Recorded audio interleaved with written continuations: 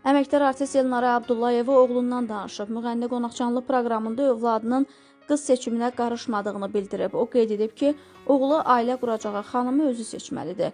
Oğluma niyə qız tapıram ki? Özünün gözü və ağlı var. Neçə ildir yaşayır, oxutmuşam, universitet bitirib. Ağıllı oğlandı, gedib özü tapsın. Mən sadəcə ailəsi ilə maraqlana bilərəm ki, yaxşıdır və ya necədir. Necə oğul böyütmüşəm ki, hələ qız tapa bilmir? Elə şey olar. Qızı Xədicənin bir vaxtlar sosial şəbəkədə blogerlik etməsi məsələsinə toxunan Elnarə Abdullayeva buna etiraz etdiyini bildirib.